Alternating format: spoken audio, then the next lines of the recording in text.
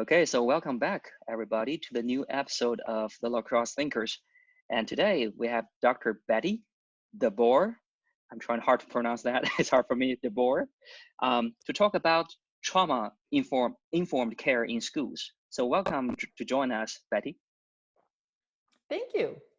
Great. So could you start with sharing a little bit how you get into the study of the trauma in children? Absolutely. I am a full-time professor at UW-La Crosse, but I occasionally get asked to consult in local schools. And about 15 years ago, I was asked to consult on a case that involved a child that had a serious trauma history. So at that time, I didn't know very much about the impact of trauma on children. And so I went on a mission to learn as much as I could. And I worked closely with this family for pretty much the rest of that school year, and realized that what I had learned was so important that I really felt other people in the field of psychology should also know about it. In fact, I was very surprised that I could have a PhD in school psychology and know as little as I had known about trauma. So I started studying it on my own and with a friend, Chris Nelson, who at that time was at Cholita. And together we took advantage of all the learning opportunities we could. We started presenting locally, we presented nationally, we presented for schools.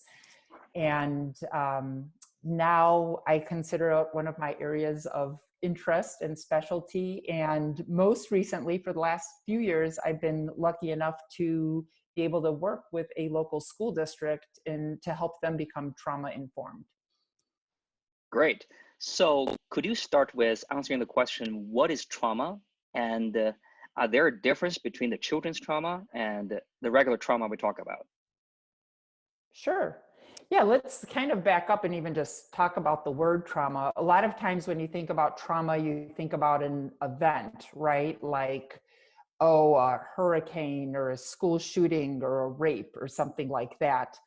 But there's also another way to look at trauma, and that's not just the event, but actually the psychological response that a person has to witnessing or being involved with that event. So, for example, you may have let's say, a hurricane, however, and it may destroy two houses right next to each other.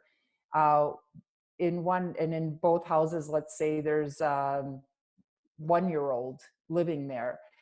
Uh, the 1-year-old in one house may grow up with a trauma, may have a trauma response to that event, where the child in the next house may not have a response, a traumatized response to that very same event.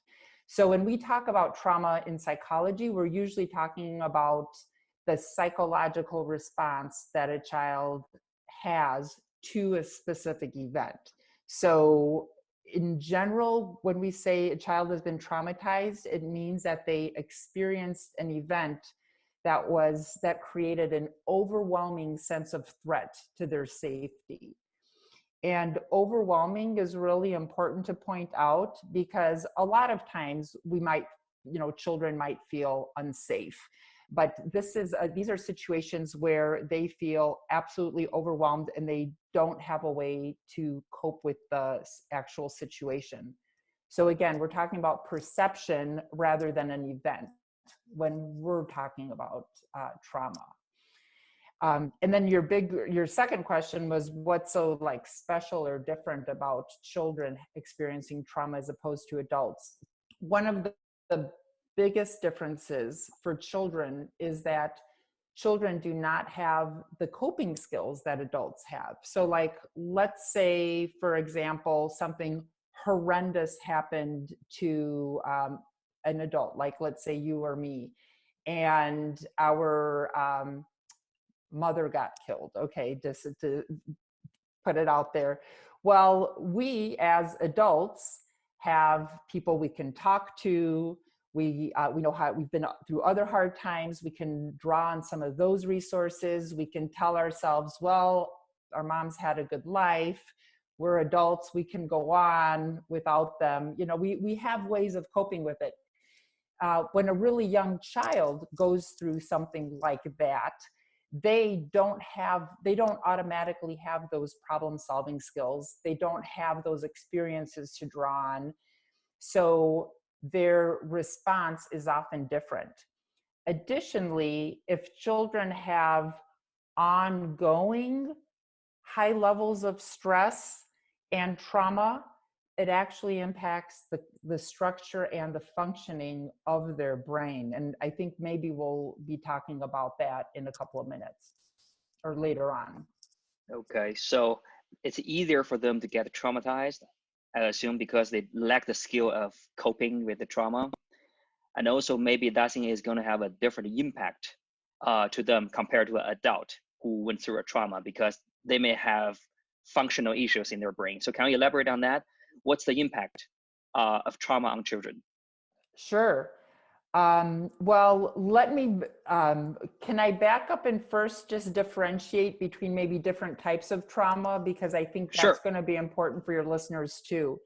So when we think about trauma and traumatic events, a lot of times we think of what might be considered single event trauma. So for example, you have a child who is in a household, let's say the family is pretty high functioning, parents are getting along, the children are fed regularly, they're supported by their parents.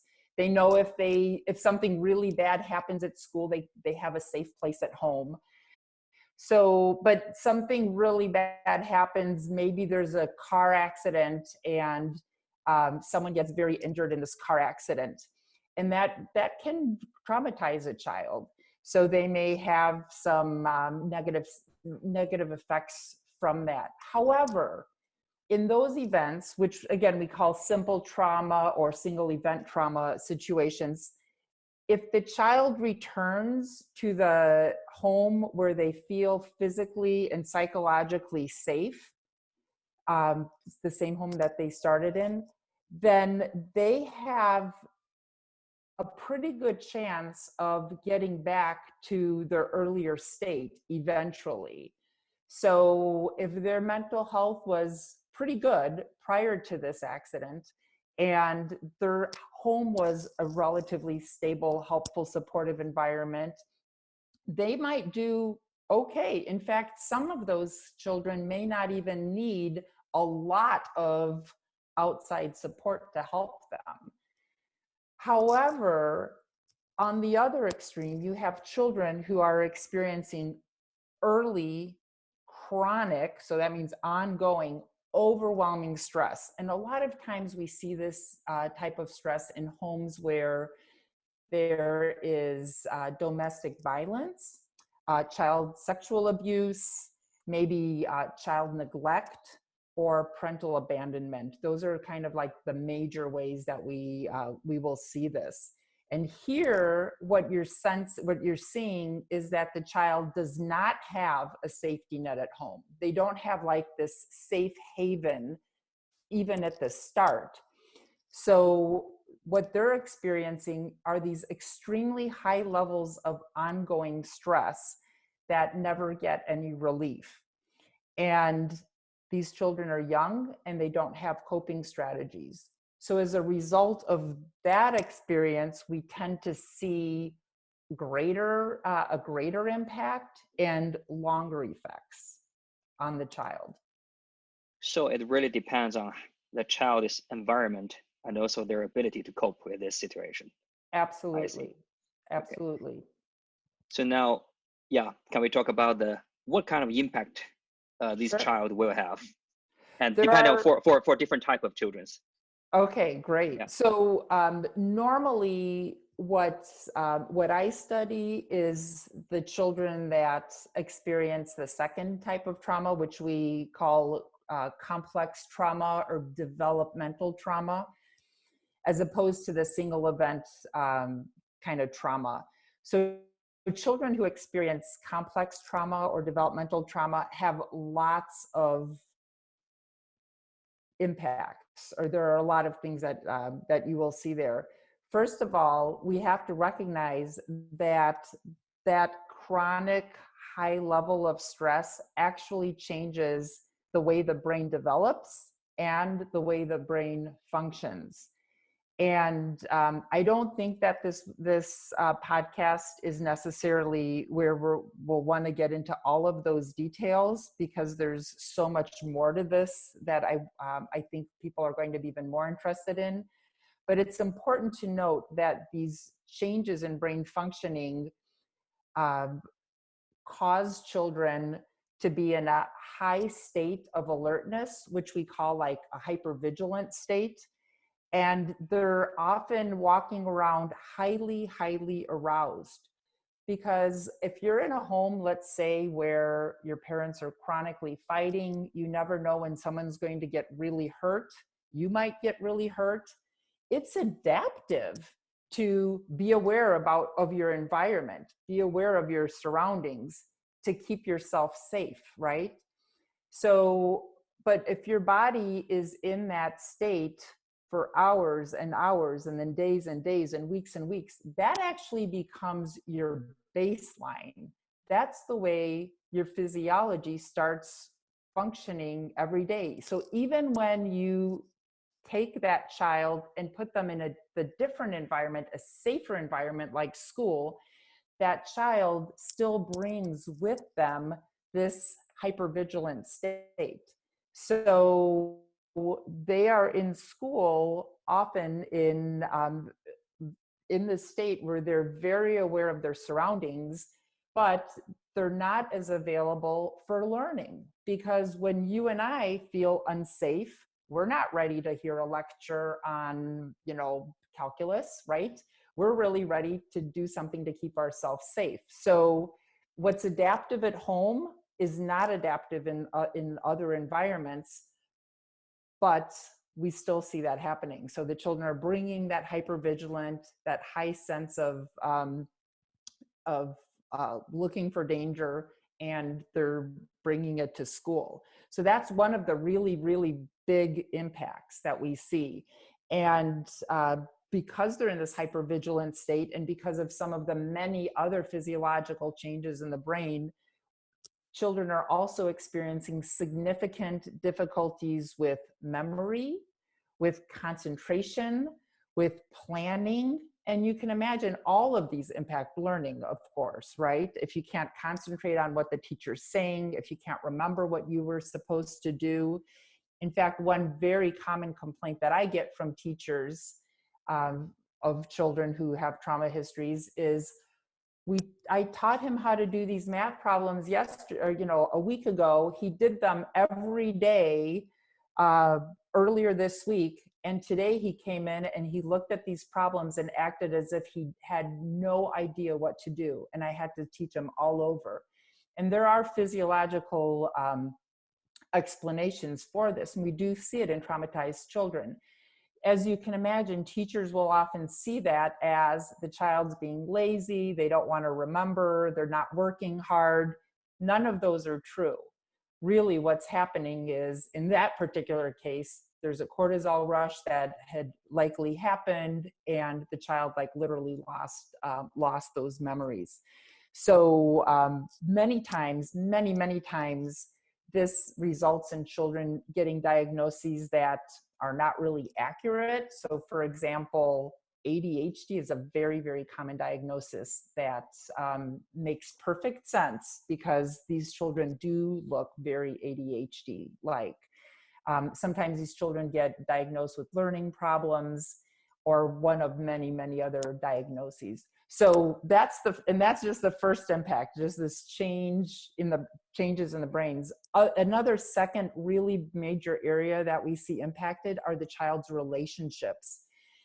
As you can imagine, if you're in a home where you're feeling unsafe, particularly if it's a parent that's causing the lack of safety, that then generalizes to how you feel about people in other settings. So if you can't trust your primary caregiver to keep you safe, and then you go to school, you're not going to trust your teacher. You're not going to trust your principal. You're not going to trust classmates. You're going to feel that someday that teacher or that administrator, no matter how nice they are to you right now, they're one day going to hurt you or abandon you.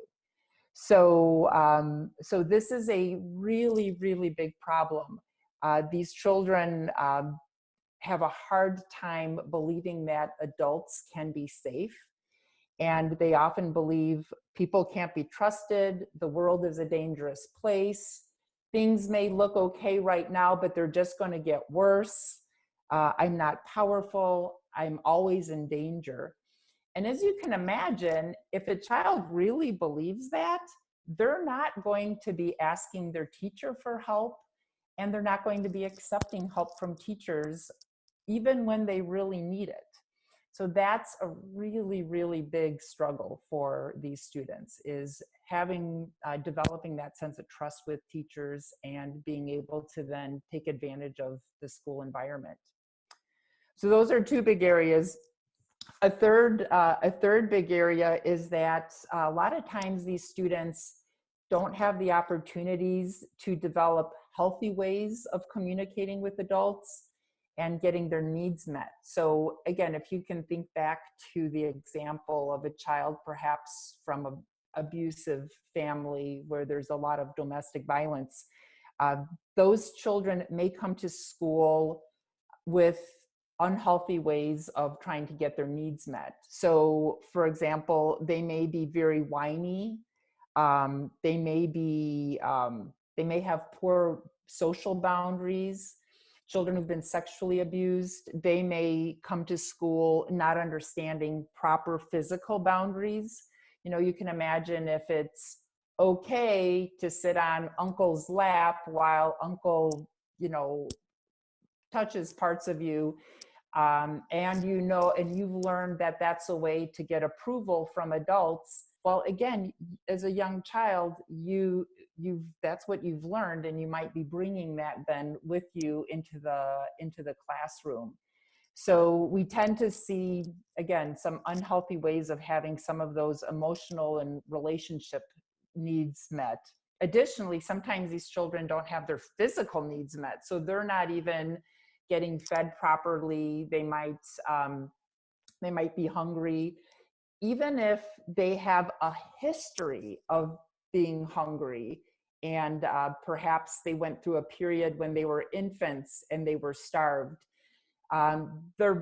they have what we call like a body memory of this, and they may, as older children, hoard food, hide food. You'll hear parents talk about, or I've heard many parents talk about going into their children's room and finding food between their mattresses or under their beds or in their closets.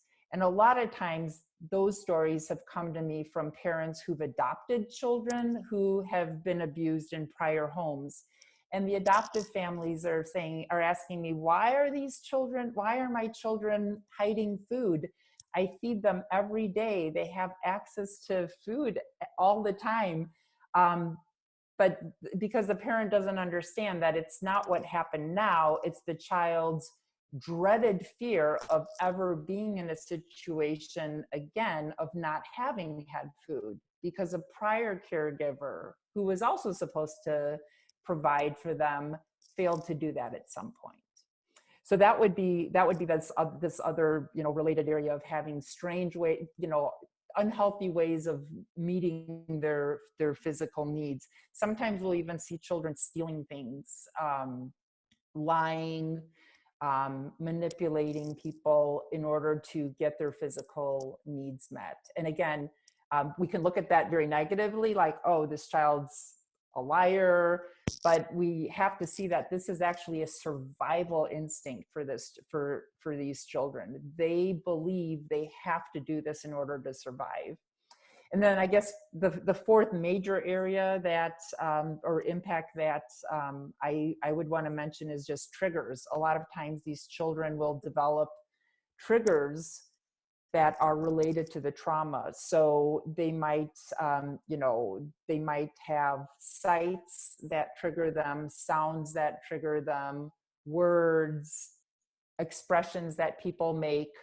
They can be external triggers, like things they see or hear, or they might even be internal triggers, like thoughts that they have that trigger them. Many times these children are triggered by things that you and I would find insignificant. So for example, a lot of times if these children don't feel like they're fully in control, that will trigger them because they associate not being in control with actually being abused or neglected. You can imagine if you're perhaps being held down and abused as a child, you feel a total lack of control. And so the way you try to compensate for that is by trying to feel as control as possible in other situations. And that is adaptive for those children. In classrooms, a lot of times teachers will say things like, but this child will go off and start screaming or run out of the room, even if I give them an assignment. And everyone else accepts an assignment. Well, for that child, you may be triggering a sense of shame because they know the assignment's going to be hard for them. So it gets very, very complicated. And a lot of times these children's behavior appears to be greatly out of proportion with the trigger. And that again causes a lot of distress in the school system, as you can imagine, and at home. So those four would be the major ones I'd want to point to. So if I could quickly summarize, Sure. It changed their learning abilities and behaviors. It hurt their learning abilities and behaviors, and it changed their relationship with each other as kids. It also changed their relationship towards adults, and finally they may get triggered. So those are Awesome. very, very serious impact there. And we see a lot of these situations actually in our school, even up to the adult period. So how long those kind of trauma can last? Like another thing I want to mention is, you mentioned, for example, I was not raised in a safe environment, but then I got adopted, or I go to another environment which is totally safe.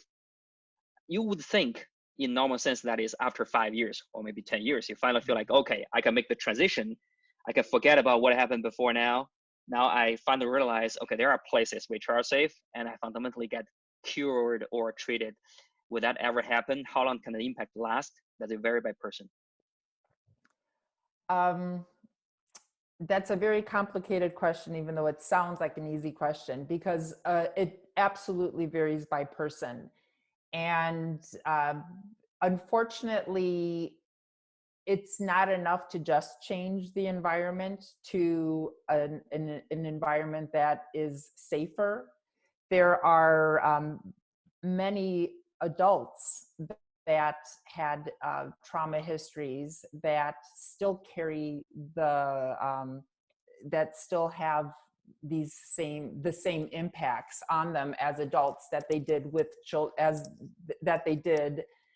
they carry the same impact that they carried when they were children because they were untreated.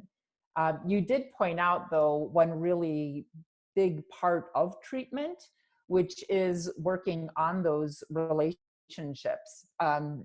If we want to summarize the three areas that children with trauma almost always need help with, those are attachment, regulation, which is basically like your ability to understand your emotions, to modulate your emotions, or to control them, and then to be able to express your emotions in a healthy way. And then competence, which is basically developing the skills that you need in order to be successful in life. So everything from communication skills to social skills to your ability to take care of yourself physically to academic skills. that list goes on indefinitely. And children who had experienced ongoing trauma are often just simply less available to any kind of learning. That's why we sometimes will see gaps in skills that you would just never expect for a child in that same age as that child is. So so we call it, I'm referring to the ARC model, so attachment, regulation, and competence. So if a child is fortunate enough to move into a healthier environment where there is work being done on all three of those areas by their caregiver, then they're much more likely to get to a better place. This does not always require formal therapy. Formal therapy can be extremely helpful, but a lot of trauma therapists will tell you that a lot of the healing also has to happen, or, you know, it helps if it's happening at home. If you have the new primary caregiver, also working on attachment, regulation, and competence. And then, of course, if you also have a school that's trauma informed, then the child is getting a triple dose of treatment. They might be getting therapy, they might be getting the support they need at home, and then additionally, they might be getting that support at school. That would be the ideal situation. So it seems like the same situation applies to adults too. But if the trauma happened when they were a child, which basically makes them more vulnerable, and then probably that thing is going to last longer. So in current research, do we have a range of age that children are more easily to be affected by those kind of environments, or to be easily traumatized? Yeah, I think it's the best way to look at it might be as a sliding scale. So before a child is verbal, they don't have the ability to put their experiences into words. So there are a lot of people who believe that that makes a child in some cases the most vulnerable. So like from birth till age, 3-ish, they may be the most vulnerable. And then from 3 to 5 might be a little bit better, 5 to 7, you know what I mean? So it's Yep. kind of a sliding scale. But there are additional things that come into play too, such as resilience. What types of positive experiences did that child have that might help them be more resilient to that same situation? So I can give you a couple of examples that might help illustrate this. So let's say you have twin 5-year-olds at home, and their parents fight a lot. There's a lot of domestic abuse. Sometimes the children are involved, but usually they are just witnesses to it. And by the way, being a witness to domestic violence has a very, very serious impact on children. So because some people think, well, if they just see it, but they're not hurt, then it's fine. And actually that's not true at all. So let's say you have these twins, they're witnessing domestic violence on a regular basis, but one of the twins during the fighting sits in his room, opens the door, and stares out at his parents fighting, and sits there in terror for hours at a time as the fighting goes on. When the other sibling, the other twin, actually gets on the cell phone and calls grandma the way grandma taught him to do when this is happening. And grandma is saying, it's okay, I'm going to come by and get you guys when this is over. You guys can come over and spend the night at my house. You'll be okay, da da da da da. So they're both in the same house. The trauma, the potentially traumatizing event is happening to both of the children. One of them is probably experiencing it very differently than the other one. The one that reached out and is talking to grandmother now has a person that has their back. And that's so important that we found in trauma is having that child believe that there is a caring adult that has their back and is a safety net in these situations.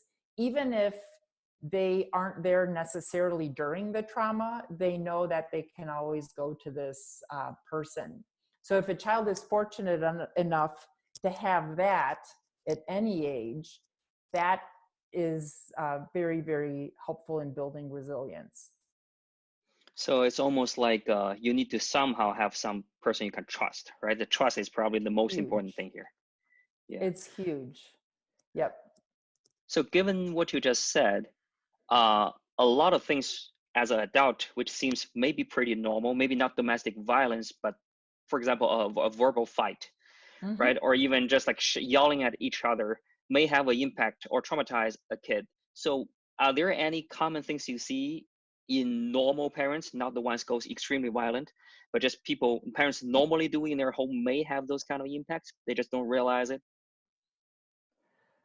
Well, that's a really good question. I would say that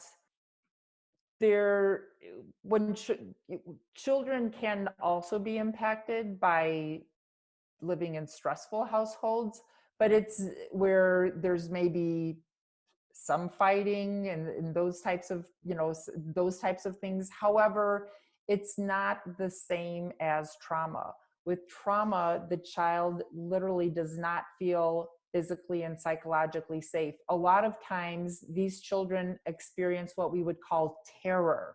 Okay, so if they know mom and dad fight every once in a while and it gets unpleasant, that's different than feeling a sense of terror. And again, it's the terror and that feeling that something horrible, like a death or a serious injury may end up occurring, is going on. Because if you have terror, that is what's more likely to have an impact on your the structuring and function of your brain, and more of those long-term things. But if you're asking for just general advice for parents, it would be to be very thoughtful about the environment they are creating for their child. If they do feel like they're going to have an argument or start an argument, that it would be ideal to not have the children at home at the time if possible, because it does, obviously that's not the way arguments work, right? You don't usually plan an argument, but children do feel more safe if they're not witnesses to that. Children do best if they see their parents problem solving through difficult situations. And so that's something that actually builds resilience in children. And resilience building is one way to counteract the impact of trauma. So I guess I would just throw that out there. And we're all human, and children will hear things. If children have a lot of resilience, and then they'll occasionally hear parents spat about something, that's probably not going to have a long-term impact, but the kids may actually remember it for a long time, but it probably will not have nearly the kind of impact that trauma would, per se. I see. So you mentioned stress. Mm-hmm. I just want to clarify, I do mean the stress of the children may not be safe, or what about computations, or like putting a lot of stress on, you need to learn this, you need to, on training them with motivations. Are those kind of stress okay? Or like, or we call it pressure? Mm-hmm. I guess I'm not sure what you mean by is it okay? I know Or that like we does have, it also create a traumatized those kind of impact, like okay, the stress about feeling not safe? okay. So none of the research that I have looked at would include parent pressure to do well in school as something that's likely traumatizing. Um, in this sense, um, that there is some research out there on the impact of high pressure parents and the possibility of that resulting in anxiety in some children, um, and that's still different. I mean, it's in the same category of mental health issues, right? Hmm. And there are negative side effects. There can be negative side effects to that as well. That's not my area of special expertise, but there can be negative outcomes as well. What I would be most concerned about, I guess, is if that was done in the context of some sort of ongoing threat, like if you don't do well in this, you're going to get, like, I'm going to hurt you, or I'm going to leave you, I'm going to abandon you as a parent, you're not worth my time. That could then lead to a sense of like emotional neglect, like, or like I'm threatening to desert your child if they don't perform to a certain standard. If I'm not sure if that answers your question. Yeah, I think that answers the question, because when you mention stress, I think of two kind of stress. The first one is the stress of feeling not safe, and the other one is just the stress of you need to do well, okay, in Mm-hmm. terms of performance or competence. So we talk about the parenting side. What about are the some things you see from the school side, from the teacher side, from the, let's say, the kids in the, for example, like bullying? Does bullying Mm-hmm. create those kind of experiences or impact too? What do you see there? And maybe later I will ask you for your suggestions also to teachers. Sure. Well, where do you want to start? Do you want to start with the bullying part of your Let's do bullying question? first. Yeah. Sure. So, there is a belief that experience such as bullying can result in a trauma response as well. If you imagine that there's a child that's going into school and feeling physically or psychologically unsafe much of the day, every day, that could also impact the way that the child is processing information, their ability to be available for learning and the like. Do keep in mind that by the time a child is school aged, and probably by the time a child's being bullied, which is usually a little bit older than 5, right? That many times children have already developed some coping skills, so the impact on the brain is not likely to be exactly the same as it might be if if there was domestic violence or ongoing sexual abuse from the time the child was 2 to 10, right? I mean, we're talking about things that are a little bit different in some ways. So, but those children can develop similar responses, particularly the avoidance response of not wanting to come to school, the response of having a lot of triggers, being afraid to go to different various parts of the building in fear that they're going to run into that child that is bullying them, and that, and then they can actually end up also um, lying to get out of situations where they might feel unsafe, right? So Hmm. you can see some similar behaviors, but I just want to point out that the duration of that is probably and the onset is different than had it started earlier, so the impact might be different. One interesting thing about bullying is that if children are bullied at school, and they come home to a safe environment, that is a huge protective factor. Remember when we talked about complex or developmental trauma, one of the key pieces of that was that they don't have a home that's physically and psychologically safe. And that is their base. And then they're taking those feelings of lack of safety to school with them. But children who have that base at home and go to school and get bullied at least have home as a safe place, unless they don't. And if they don't, do you know what I'm saying? And if they don't, then it's a double whammy, because then they're not feeling it at school. And if home was not a safe place, they're actually more vulnerable to bullies in school, because children that have been traumatized, that experience complex or developmental trauma, they're actually more likely to experience additional traumas for a variety of reasons.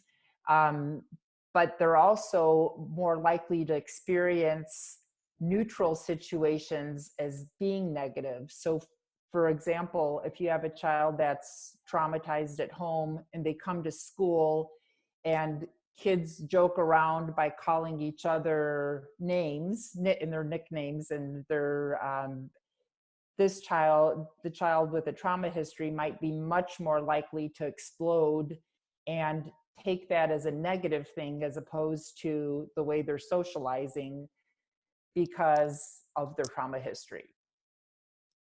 So they're constantly in terror, basically, and they're looking for signals. Exactly. Because they stay alert, right? Exactly. Yeah. Very nice tie-in. Yes, exactly. Okay. So summarizing what you have said so far, I think the key word probably here is terror.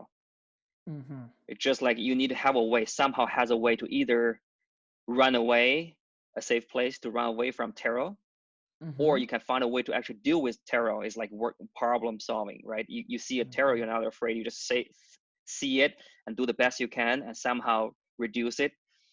That makes sense to me.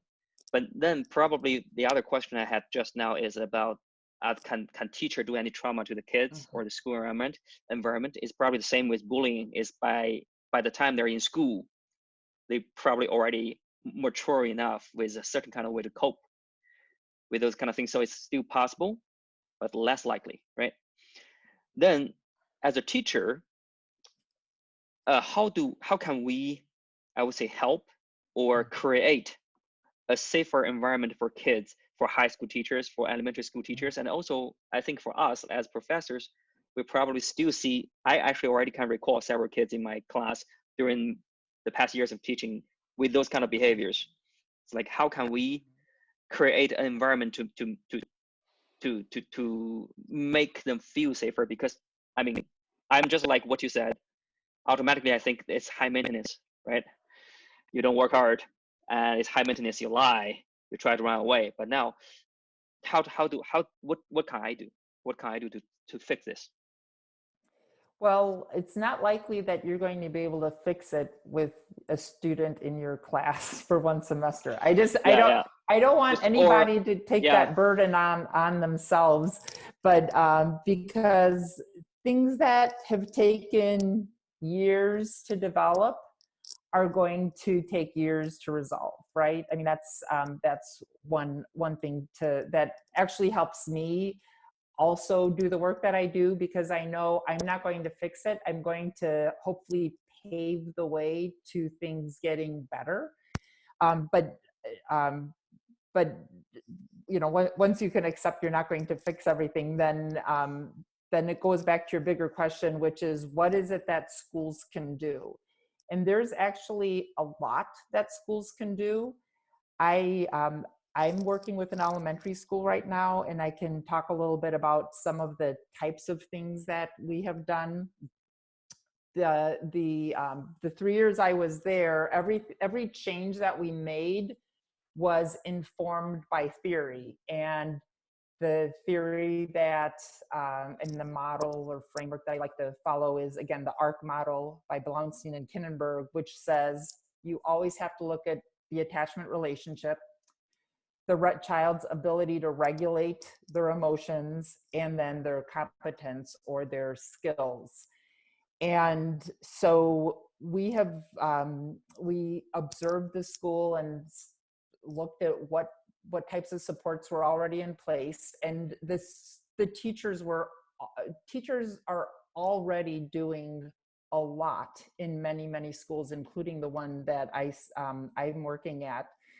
But there's almost always some room for improvement too. So one of the big focuses is, what are the first and foremost system policies that are in place for handling very challenging situations? In many schools, children that have very challenging behaviors, there's expulsion, suspension, in-school suspension, out-of-school suspension, that is. Sometimes these children will end up in getting special education, which can be very helpful in some situations. In other situations, perhaps less so. But we look at the big system, like how are schools in general handling these children? And some schools have policies in place, like 3 strikes, you're out. I don't know if you've ever heard of that policy. From baseball, yes. Oh, okay. Okay, well, it's very similar. If you get in major trouble 3 times, you're out of school. Some schools say that they have a 0 tolerance policy. So like, if you do certain very bad behaviors, even 1 time, you're just out of school, that's it. And those are terrible policies for students with trauma histories, because they're the very first ones to get suspended or expelled from school. So we first look at big system issues, like, are there things like that we can change so that we're not taking these children that have trauma histories and now literally putting them back in the home where they may have been traumatized, or worse yet, maybe we're putting them on the streets instead of the classroom. So that's one of the first things we look at. Then we look at whether or not we can train all staff, so teaching staff and non-teaching staff, on the impact of trauma on behavior and learning. This is so important, because what I have found is that when you really understand how a trauma experience can impact a child's behavior and learning, you almost automatically get so much more cooperation from teachers and parents to bend over backwards to really try to support these students. So a lot of times the problem behaviors are related to the child's ability to regulate their emotions. And if we can show them that we all learn to regulate our emotions through our lifetime, and that we've been lucky enough to have certain structures in place even early in our lives in order to be able to control our behaviors as adults. So, but that these children didn't have those opportunities, we can kind of frame it as like, it's kind of like reading, if you never had any experience with anyone reading to you as a child, or you've never seen print as a child, and now you're 5 and you're in school, obviously you're going to need a lot more work on reading. And no, we're not going to yell at you as a 5-year-old for not knowing how to read, right? Well, it's the same thing with regulation skills. Those start being developed when you're an infant. However, if you were a neglected infant and you never had the opportunities to develop basic regulation skills and then co-regulation skills, then how can they possibly expect you to be showing independent regulation skills? but that takes some training for teachers to understand. It took training for me to understand it. So a lot of base training for teachers on how important attachment relationships are and how they can build those skills with their students, reframing regulation and showing them that these children aren't inherently bad children. They simply were likely not given the opportunity to develop regulation skills over the years, and they need those opportunities. And then also training teachers to understand that many times these children need a lot of extra support in things that other children may not need extra support in, like how to communicate effectively, what appropriate social skills are, sometimes, filling in gaps with academic skills, problem solving skills, huge. There's this other area that we refer to as executive functioning skills. So the ability to problem solve, well, it includes problem solving, planning, sequencing, those types of things. Once a teacher really understands that all of these are areas of need, again, we tend to get a lot more buy-in very quickly. So those are the general principles that we followed. I don't know if you're, I don't know how much more detail you're interested in. I think that's already great. Yeah, because just realizing there is a problem and realizing why the kids behave this way will automatically already change the way we treat them as a teacher, right? It's just like, oh, it's not like you're not cooperating. It's not like you're just a bad kid. It's because you just don't have that, you lack of that. And if we see things in that way, we start to think about what we can do to get that thing back, right? Right. That Well, makes can I sense to just me. add, Yeah. I do need to add one thing though. It doesn't happen that automatically. It does for the relationship piece. Teachers are usually amazing at relationships. Most teachers go into teaching because they want to have those relationships with students.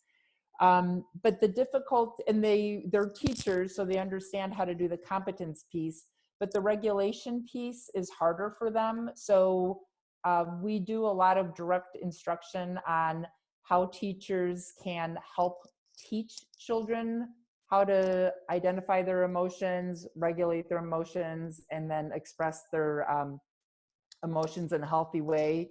And we train teachers on how to find strategies in the classroom. A lot of times these teachers will end up having like a calming space in their classroom. And if that's just not sufficient, we may have a school-wide place that we can send students to relax. So when children are starting to get a little bit out of control, not totally out of control, you want to catch them before that. You try to settle them in the classroom. If that just can't work for some reason, it's really helpful to have someplace else in the school, not the office, which they might associate with a place that you go when you're bad, but a safe space where there are other adults that can help them regulate their emotions and then go back to class. That can be extremely, extremely helpful. In fact, in the school that I'm at, I would say that was probably the biggest game changer in the school after the training. Is this almost like a medical place you can go to, but for your mental or emotional health? Or is it more like an activity room? It's just that you go there and play basketball for 5 minutes. Well, it's more like a space where children, they go in to get their mental health needs met. Some of them at that moment actually do need a physical activity because maybe for them, when they're really aroused by maybe doing some jumping jacks or something, may actually help calm them down. For other children, it might be drawing or playing with Play-Doh for 5 minutes. For other children, it might be doing some mindfulness. So each child that goes to this, we call it a zones room in my particular school, and it will have a chart developed for them. So when they are feeling frustrated, they have several different things that work for them. So the teacher down there would allow them to select from their list in terms of what they want to do for the next 5 minutes or so until they get into a better place. So it's really positive, you know, they're welcomed in there. The teachers there smile, they ask what happened, what, you know, how are you feeling right now? What do we need to do to get you back into the classroom? It's not meant to be punitive. It's meant to be supportive and help those children develop the regulation skills they need to function appropriately. That's really a nice mindset to have. Yeah, instead of saying, hey, you're not performing well, then I just don't want to waste my time. It's more about like, you're not performing well. Let's figure out why and what we can do. Yeah. Exactly. I read something about this. That's when I started to realize, like the policy you said, you 3 strikes you're out, and how ridiculous that policy is. Because I read about something about like talking about antisocial characters, right? How they develop. Basically, when you're 5 years old, you are underdeveloped, and then all the other kids don't want to play with you, which will actually push you even further to the other direction. So when you see some people are kind of not on the track, instead of isolating him and push him even further on that track, what you should do is actually, or the right thing to do is try to give them a little extra help to make them catch up a little bit, instead of saying, hey, now you're on that and I'm on this and we will never see each other again, right? That's a really nice thing to have. It's wonderful. Unfortunately, it's really hard to do because a lot of times those children, because they don't believe that the world is a safe place and they don't trust adults, they will actively push adults away, and they will oftentimes also push other children away. And they can be very hurtful. They can say very mean things, but it all ties back to their belief that they're not worthy. It's not safe for them to form a relationship with you because you're going to eventually hurt them or leave them. And so what we're asking teachers to do is the right thing to do, but it's also very, very difficult. I mean, you and I wouldn't choose to spend our time with somebody who negated everything we said, who called us stupid and ugly. We wouldn't tolerate that for very long in a friend, right? So Yep. it's really hard to be in that situation. And so the teachers that have been trained in this and that are at the school that I'm at, which again was already doing a really good job in a lot of ways. I've just found that having the knowledge and that additional support of the school-wide kind of calming zones room that combination has been really, really positive. Do we have anything similar in college? No. And Is it even necessary? Well, I guess that's a philosophical question. What's the purpose of college? And do you go to college to get your mental health taken care of, or do you take care of your mental health before you get to college? I really think that's a more philosophical question that I actually haven't spent a lot of time thinking about myself. I know that the University of Wisconsin-La Crosse, along with other universities, is trying to become trauma informed, or there are movements with some groups to move in that direction. I don't know what the scope or depth of that will end up being. I think that's going to be a call for the university to make. Interesting, yeah, because as far as I talk with more and more with students and seeing more, I kind of feel like mental health for college students can be a really big, I won't say problem, but it's definitely something we need to think about, because I can see the group of people who needs help are actually increasing as time goes by. And in terms of resource and availability of certain kind of help, we're not there yet. So, well, always room for improvement, right? Mm-hmm. Great. Yeah, Mm-hmm. I think I learned a lot, and that's all my question. Do you have anything you want to add? Let's see. I don't think I do. I guess I'd want to thank people for their interest and let them know that there are a lot of excellent resources out there. If you're a teacher and you want resources related to education, the Department of Public Instruction has some modules on trauma sensitive schools that are very good. And there's a national trauma network that is that also has a lot of information. I don't know if you ever provide information like at the end of these that I could give you some more I never to did add. before, but I'm planning to do it for this one now. So Okay. So I yeah, can put a couple of sort of next steps if people are interested, resources for next steps if people are interested in getting a little more info. great. Okay, then that'll be all my questions. And thank you so much for joining us today. Thank you for your time and interest. Great.